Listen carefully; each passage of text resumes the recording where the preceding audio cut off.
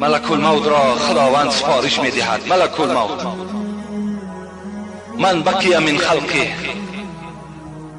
در روی زمین کی ماند؟ از موجودهای زنده کی ماند؟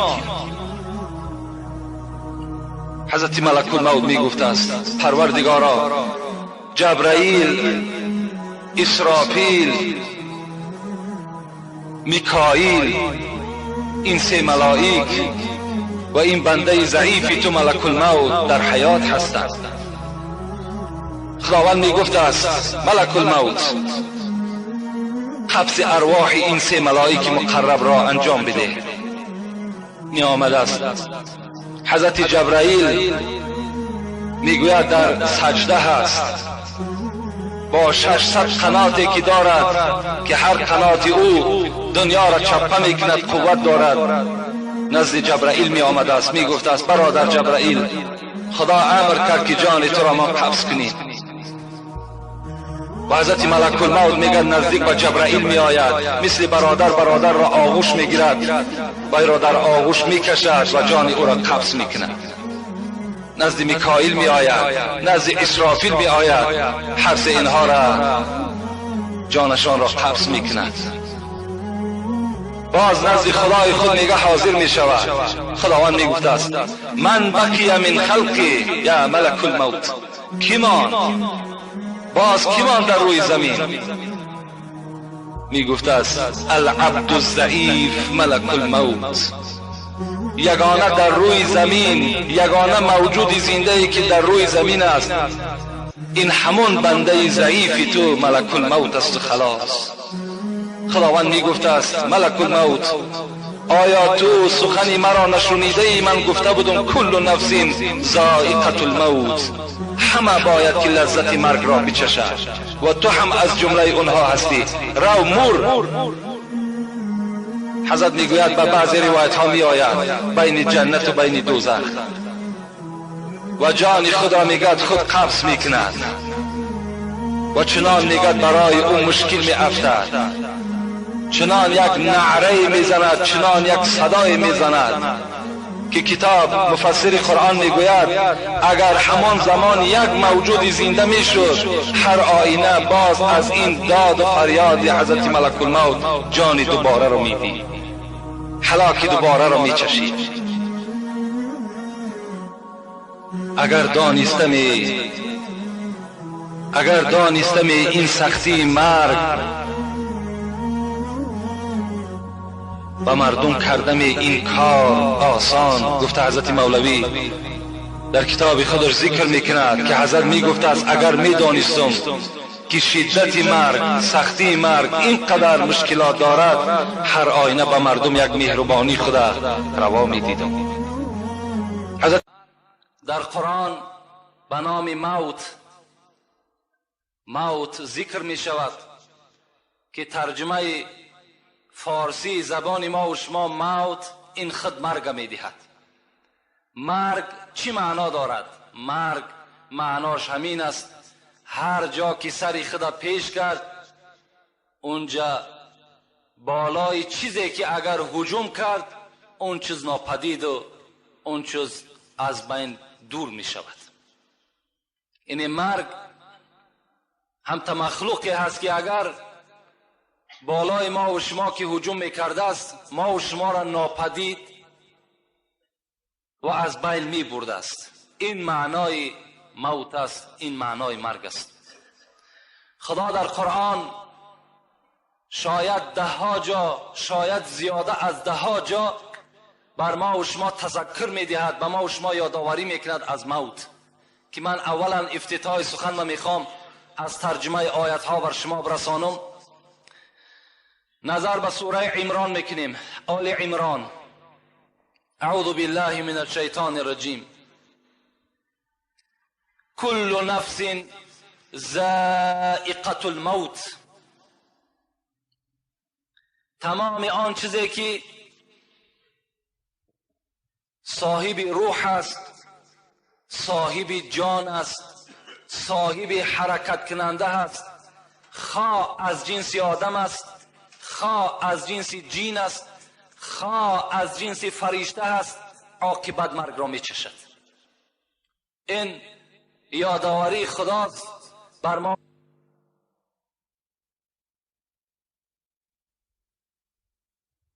هر کی آمد به جهان اهل فنا خواهد بود و باقی است خدا خواهد بود. بجز خدا دیگر هیچ ذی روح در روی دنیا باقی نمیماند. فقط و فقط دنیا از خدا بود و باز به سوی خدا رجوع میکند. سوره نحل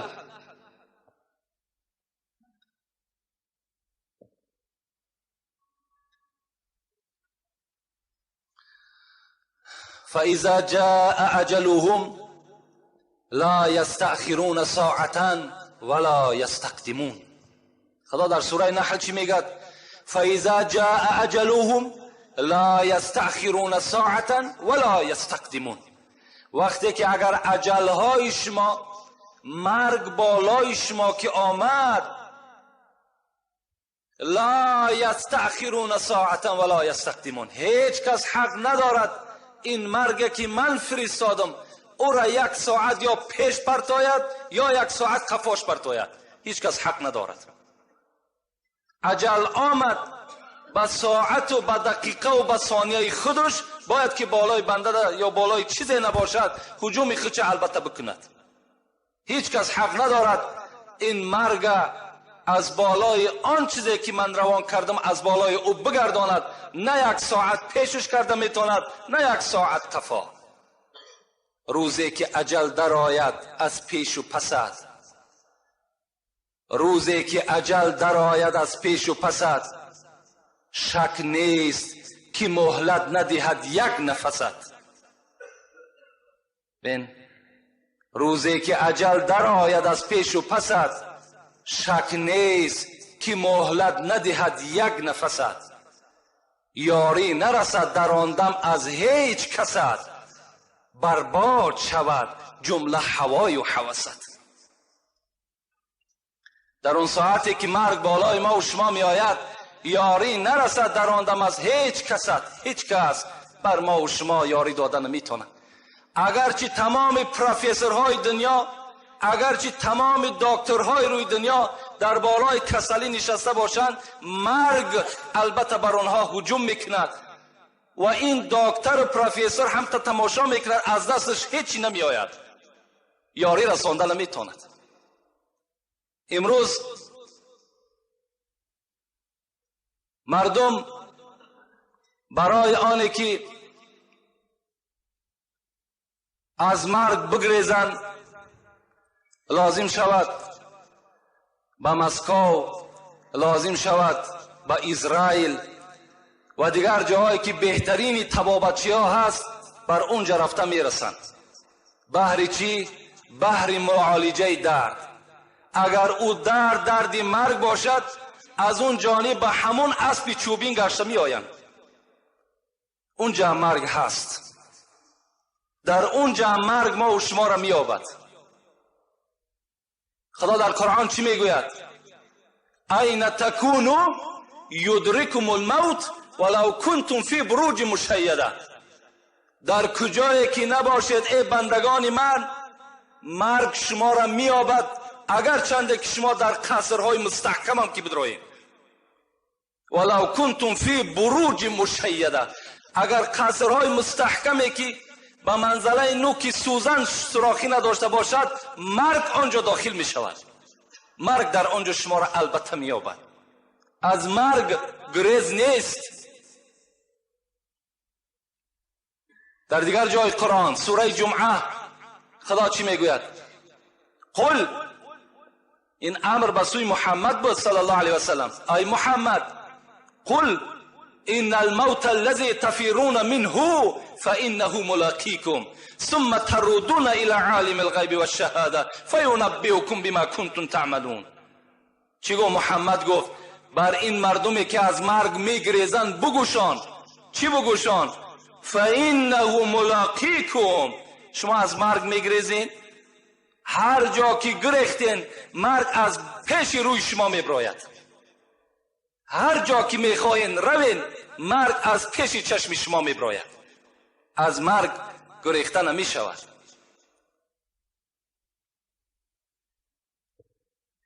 دیگر آیت قرآن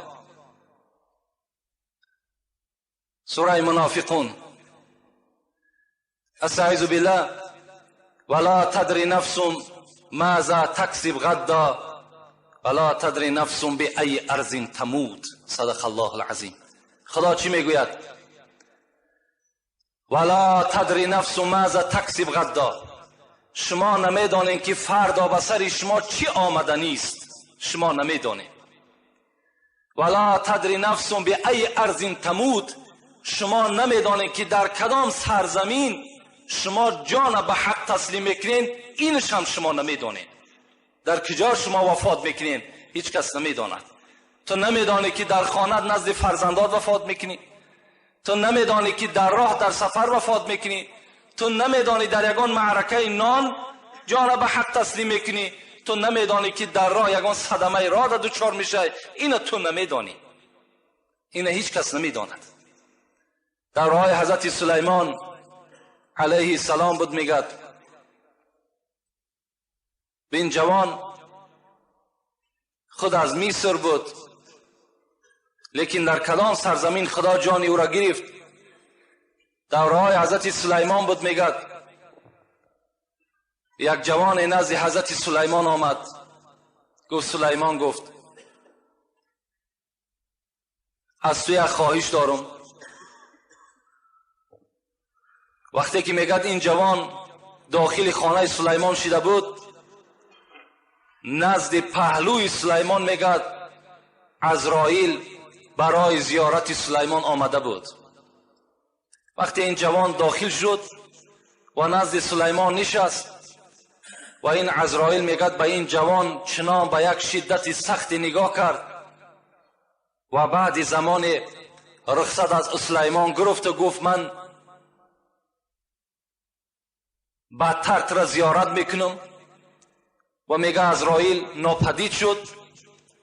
این جوان میگه با سلیمان گفت این گفت بر من بسیار با یک شدت سخت نگاه کرد که در وجود من لرزه و ترس پیدا شد. سلیمان گفت من یک خواهش دارم. من گفت شهر خیتای میرم، به نیت تجارت رفته ایستادم. همین باد امر کن که مرا برده بر همونجا برساند. زمانهای سلیمان خداوند میگوید در قرآن که تمام باد، تمام شمال، تمام جین و پری و دیو همه در زیر همین اطاعت سلیمان بود. میگوید حضرت سلیمان امر کرد باد را، مثل که امروز خیلی که یک سمالیات یک آدم به یک جای دیگه برده میرساند. این کار باد هم همین بود که انسان میگرفت بر کدام مکانی که میخواست برده میرسانید. میگه این جوان گرفت برده در شهر چین همون خیتای رسانید و گشته آمد و در زمان میگه عزرائیل نزد سلیمان حاضر شد. سلیمان میگه پرسانش کردم عزرائیل این جوان چین قدر تو به شدت نگاه کردی؟ میگه عزرائیل گفت من در حیرت ماندم. مرا خداوند روان کرده و بهر ان همین جوان که جان ای را تو در خیتای بگیر.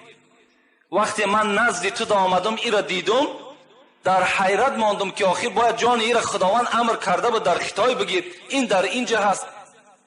لکن امر خدا که بود من در خیتای رسیدم، با مجرد که در اونجا ایستادم باد همین جوان را به پیش من آورد. من جانش در همون موضع گرفتم، پس گشته پیش تو آمدم. بین این همون آیتی هست که این تکون یدرکم الموت. در کجایی که نباشد شما مرگ شما را البته مییابد.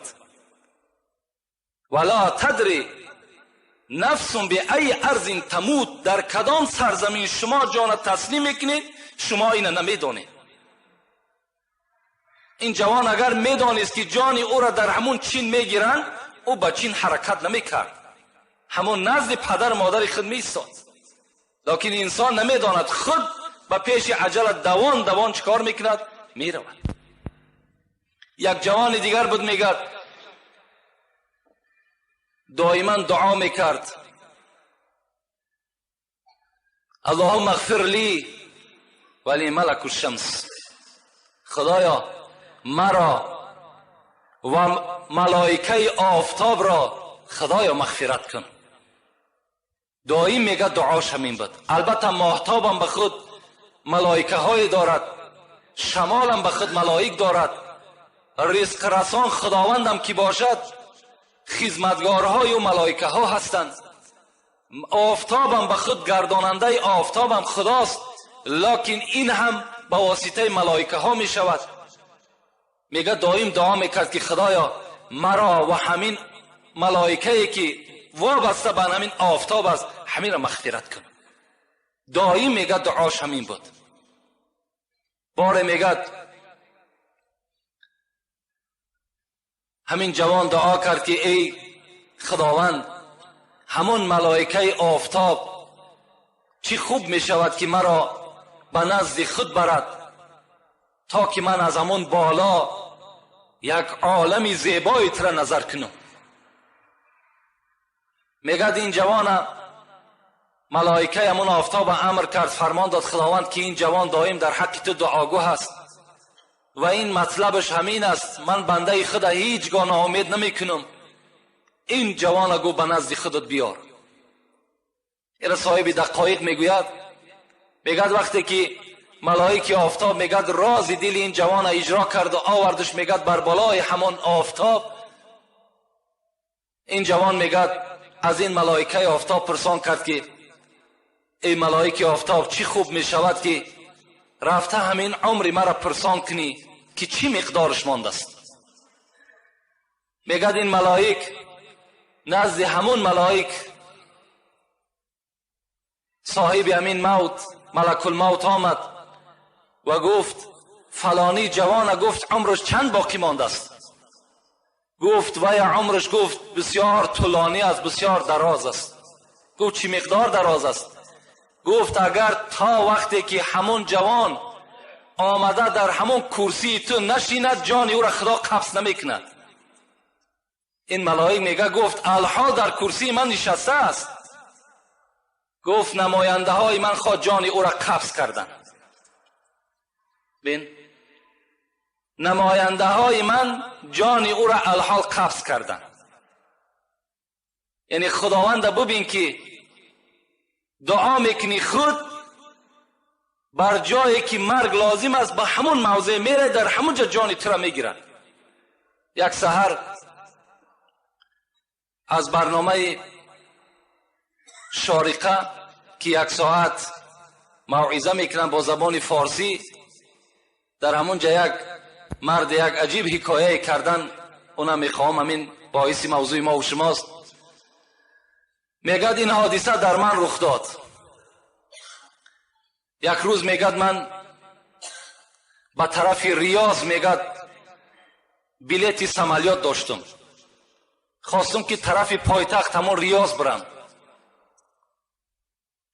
در همین حالت میگد یک برادر قدردان داشتم نزد من آمد، گفت همین بلیتی که تو داری همین را بر بلیت من عوض کن، بلیت من 2 ساعت بعد است، من بسیار مشغولم، یک کار دارم که بی نهایت ضرور است، التماس همین را عوض کن. میگه آمده عوض کردیم، او کس در جای من رفت، من بلیتی او را خریدم. وقتی اونا پرواز کردن میگه در نیمه راه بودن که سمالیات چون ترکیش شد. بین سمالیاتی اونها گفت ترکیش شد، همین بلیتی که من در همون باید که پرواز میکردم همین آمد، آدم آمد از من زاره و تولاقتی همین بلیت از من خرید که من سراسیمتر هستم، من کار دارم، من مشغول هستم. مرگ بین چگونه میکشه انسانه. رفت میگه در بین ترکیش شد، اونا همگی همه هلاک شدند، من در قدرت خداوند باز هم تسلیم تر شدم. چی روز است روز مرگ ای آدمی ذات، چی روز است روز مرگ ای آدمی ذات، نسازی چون از آن روزی تبه یاد، چرا در غصه آن غم نسوزی که چشمی خود به سقف خانه دوزی. نفس در غرغره حال دیگرگون، تو دانی و خدا حال ای جگرخون. غمی جان خوردم ای غفلت آهنگ، مزن در شیشه ایمان خود سنگ. حضرت مولوی میگوید دائما در یاد مرگ باشید، مرگ هیچگاه از پیش چشمتان دور نبینید. رسول اکرم حدیث را میگوید که خرج رسول الله صلی الله علیه و سلم الی المسجد، یک روز پیغمبر خدا به سوی مسجد میگه میرفت، فاذا قوم یتحدثون و یضحکون، نگاه کرد که همه امتش در قد راه یک جمعیت کلان شدند و چی مسئله را بلند بلند گپ میزنند و یضحکون میخندند. رسول اکرم میگه نزدیک شد، گفت اذکروا الموت. گفت ای مردم، گفت این قدر بلند گپ میزنین، این قدر بلند میخندین، اذکروا الموت، موت یاد کنین، مرگ یاد آوری کنین. اذکروا هازم اللذات، شما ذکر کنین، یادآوری کنین همان چیزی را که لذت نعمت ها را میشکند، یعنی الموت. موت بسیار ذکر کنین، شما نخندین. لو تعلمون ما اعلمو، در دوام چی گفتن پیغمبر؟ اگر گفتن شما ای قوم میدانستین آن را که من میدانم، لبکیتم کثیرا لضحکتم قلیلا. اگر شما آن چیزی را که من میدانم میدانستین، هر آینه شما گریه را بسیار میکردین و خنده را کم میکردین. آن چیزی را که من میدانم. لو تعلموا البهائم ما اعلم من الموت. رسول اکرم میگه اگر حیوان ها میدانستند که مرگ چی هست، با آن منزله که فرزند انسان به مرگ شناس است میدانست با چی منزله هست، ما اکلتم منها لحما سمنا ابدا. پیغمبر خدا گفت اگر از مرگ آن چیزی را که شما میدانین حیوان ها میدانستند، شما از وجود این حیوان ها گوشت روغنی دار را نمیافتین. گوشتی که در او قبط روغن باشد، اون گوشت شما از تنه حیوان نمیافتین، در صورتی که اگر همین حیوان ها میدانستند که سختی مرگ چیست و مرگ چیست.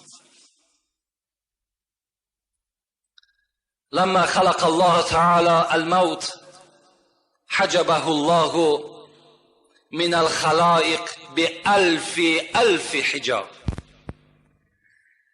صاحب دقایق از نام پیغمبر خدا روایت میکند، میگوید که وقتی که خداوند همین مرگ خلق کرد، این مرگ خودش مخلوق است، مثل چگونه ای که ملائکه ها را خدا خلق کرده است، مثل همین ملائکه ها را خلق کردنش همین مرگ هم خلق کرد.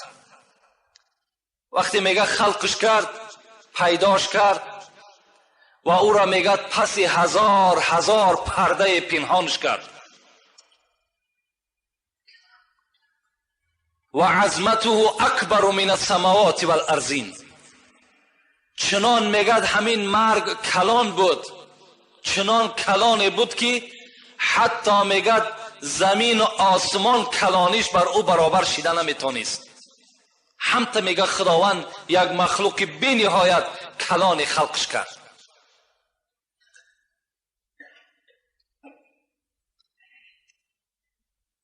لا یدرون مکانه ولا یدرون ما هو فقط یسمعون صوته من کل حول. صاحب دقایق میگه یگان ملائک نمیدانست که این چی هست و مکان این در کجا هست، فقط آوازش میشنیدن که میگه داد میزد، فریاد میزد، فریادش میشنیدن، لکن نمیدانستن در کدام مکان است و این چی باشد، چی وظیفه را اجرا میکند، اینش نمیدانست. تا وقتی چی؟ تا وقتی که آدم خدا خلق نکرد. وقتی میگه آدم خدا خلق کرد، این مرگ میگه فرمایش داد که بالای همین تمام مخلوق من پرواز کن. وقتی میگه مرگ که پرواز کرد، همه این ملائکه هایی که خلق شده بودن همگی میگه از هوش رفتن. بعد مدتی میگه خداوند باز در مکان خودش همین مرگ قرار داد و گفت یا عزرائیل قد سلطتک علیه. عزرائیل گفت این مخلوقی که دارم ایرا نامش مرگ است، من بالای این مرگ تو را مسلط گردانیدم، تو بالای این غلبه میکنی و این از آن تو هست. عزرائیل حیرت ماندن، گفتن به ای قوه آخذوه. خداوند گفت این بزرگی را بین، کلانی را بین، قوتی را بین، با کدام قوه می را میگیرم؟ در نزد قدرت خداوند اینا که مخلوق خداوند که بدن هیچی نبود. گو عزرائیل گفت نزدیک بر او شو، او سکون میکند، او سکوت میکند، او به تو رام میشود. وقتی میگه عزرائیل که بر او نزدیک شدم، در حال میگه سر پیش من تعظیم کرد و محتاج بر من شد. از اون روز اعتبارا این مرگ در دست کی رفتید؟ در دست عزرائیل رفتید. عزرائیل میگه وقتی که او را من مسلط بر خود گردانیدم و او را محتاج خود گردانیدم با امر الهی، میگه این موت از جانب خود به سوی خداوند فریاد زد پروردگارا ایذن لی حتی انادی فی السماء والارض مرتن. میگه همین مرد به سوی خدا چی گفت؟ گفت خدایا گفت من کو مرا کو تو غلام این عزرائیل گردانیدی، من میخواهم که یک فریاد در بین آسمان و زمین بزنم. خداوند گفت که اجازت از برای تو فریاد بزن. میگه این موت چی گفت؟ این مرگ چی گفت؟ انا الموت الذی افرق بین کل حبیب. من همان مرگ هستم که جدایی میدازم بین دو دوست، دو رفیقی که با یکدیگر سخت رفیقند. بالای یک تاش وقتی که من میایم این رفیقی اینها از بین نابود میشود. انا الموت الذی افرق بین کل المرأة و زوجه. من همان مرگ هستم که بین شوهر و بین زن جدایی می اندازم. انا الموت الذی افرق بین الآباء والابناء. من همان مرگ هستم که بین فرزند و بین پدر داغ میگذارم. من همان مرگ هستم. لا یبقى احد حتی یذوق منی. میگه در آخر این مرگ چی گفت؟ بر همه شما خبر میتم که هیچ کس در دنیا باقی نمیماند تا آن زمانی که اگر از من لذت نبرد، تا اگر من بالای او نیام و این سختی جان بالای او اگر روانه کنیم، او از دست ما نجات نمییابد. این البته همان مرگ است. وقتی انسان